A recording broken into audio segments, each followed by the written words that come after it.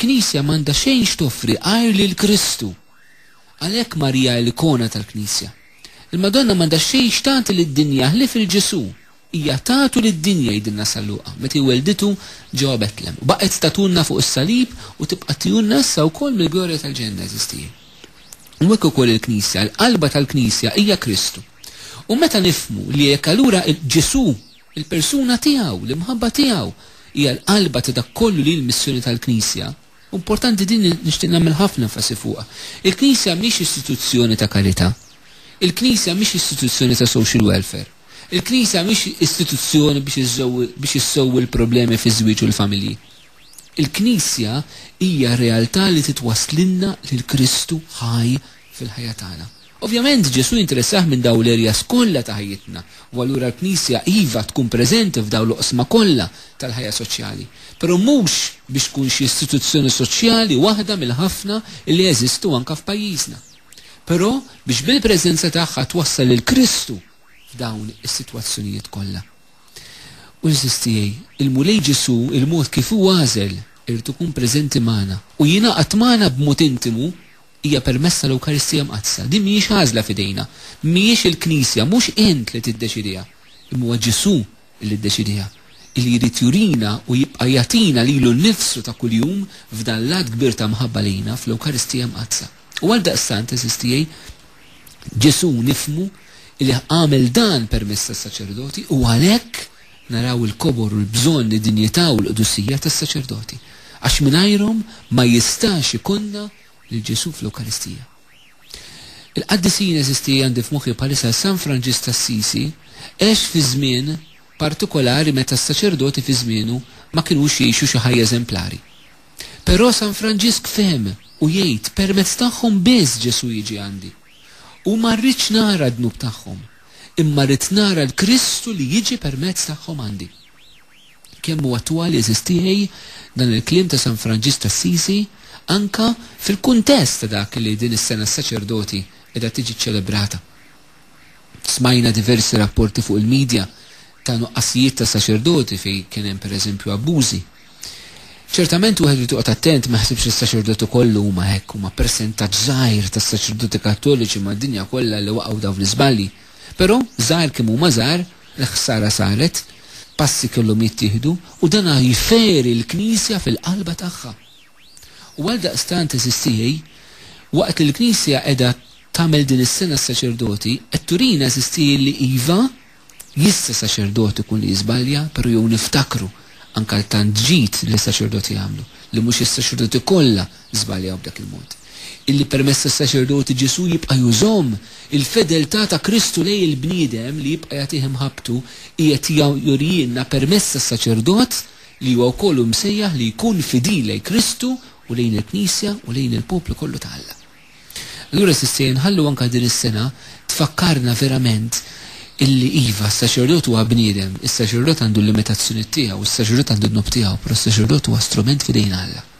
Is-saċerdot mhux bħali u bħalek tad-demmu l-laħam, però s-saċerdot huwa l-bniedem ta' Alla bi grazzja partikolari li ġiet mogħtija lilu mingħajr ma jistħoqlu. U din il-grazzi sistijej naraw b'mod partikolari fiċ-ċelebrazzjoni tal-Ewkaristija mqaddsa. Lill-Papa fil-fatti jiftaħ għajnejn il-Knisja forsi ma tantx hija r-realtà tagħna f'Malta, però jgħid isma' bħala Knisja noqogħdu attenti li mhux minħabba in-nuqqas ta' vokazzjonijiet noħolqu strutturi ġodda fil-Knisja li naħsbu li nistgħu ngħaddu mingħajr is-saċerdot fihom. Pereżempju, jiġifieri tidħol b'mod komuni drawwa illi fejna fina l-ħadd inqarbnu n-nies mingħajr ma niċċelebraw il-quddiesa. Għaliex jgħid din mhijiex dak li Ġesu ried.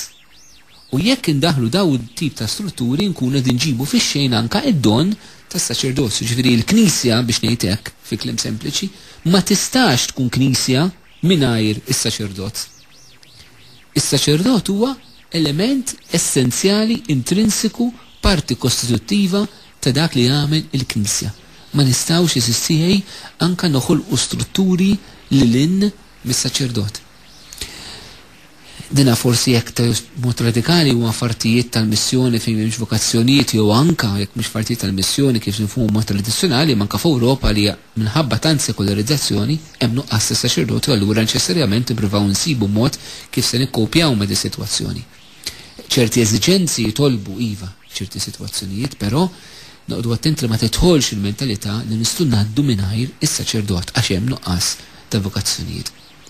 Però din ukoll eżisti fil-limitazzjoni tagħna tina wkoll dal-kumment tal-Papa nirriflettu anke aħna ir-rwol li aħna nagħtu lis-saċerdot fil-laqgħat tagħna pereżempju. Kemm aħna verament narfu ir-rwol u l-preżenza tas-saċerdot. Ma morrux f'estrem illi npoġġu s-saċerdot isu kollox, però laqas morru f'estrem ieħor li s-saċerdot mhuwa xejn.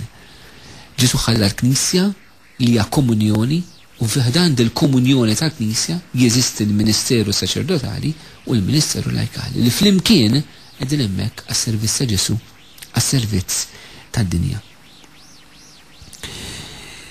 Il-kardinal eżistijie tal-Kongregazzjoni tal-Kleru propju għamel dan l-enfasi wara li l-Papa nieda s-sena tas-saċerdoti. Qal li matul din is-sena ejjew napprezzaw ir-rwol tas-saċerdoti minkejja li permezz tal-medja dan l-aħħar ġie oskurat f'diversi bnati madwar id-dinja.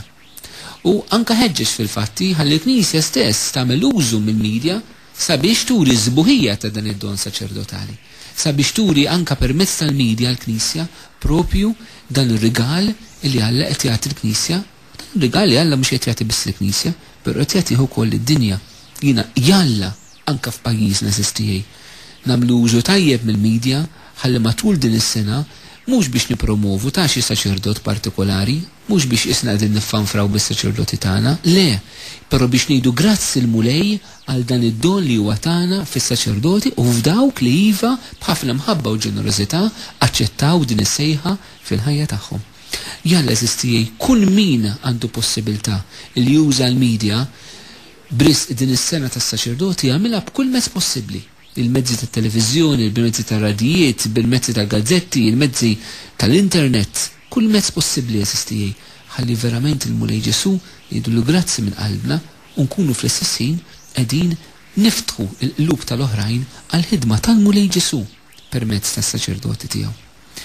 Kif edna din is-sena tas-saċerdoti eżistijej li qed iġib l-isem anke fideltà ta' Kristu u fideltà tas-saċerdot, il-Papa nidija fl-okkażjoni tal-150 sena mill-mowt tal-San Ġwan Marija Vianney, dan il-kappellan ta' Ars. San Ġwan Marija Vianney eżisti huwa hekk personalità sabiħa, saċerdot verament li kien qaddis li ġab bidli kbar fil-parroċċja tiegħu. Saċerdot li laqas saħansitra anke diversi persuni li kienu ma' kbar u kien bidhom ħafna sempliċi. Pereżempju, il-Papa Piju X fuq l-iskrivanija tiegħu eżistijej kellu statwa.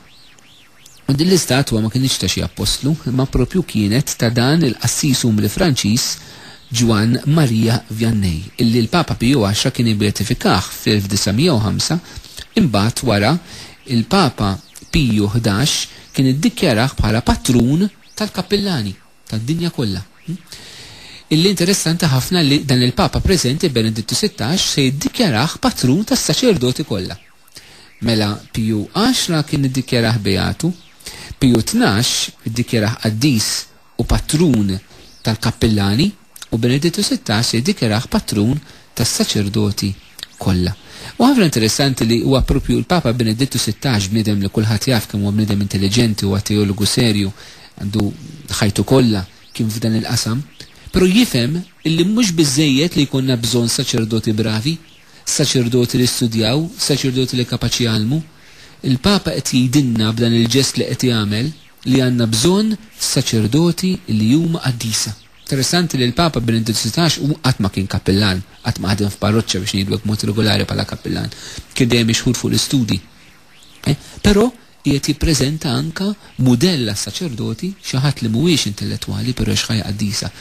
Daqshekk m'għandniex ngħidu tal li s-saċerdoti li mulejthom id-don ta' intelligenza ta' jistudjaw li għalhom ma jistgħux ikunu qaddisin, ma npoġġux l-intelligenza l-erf kontra qdusija għax naħseb niżbaljaw. Santa Teresa Tavila tgħid jekk għandha tfittex direttur spiritwali, tfittex wieħed għaref u mhux wieħed qaddis fis-sens li tkun struwit kif imexxi l-erwieħ.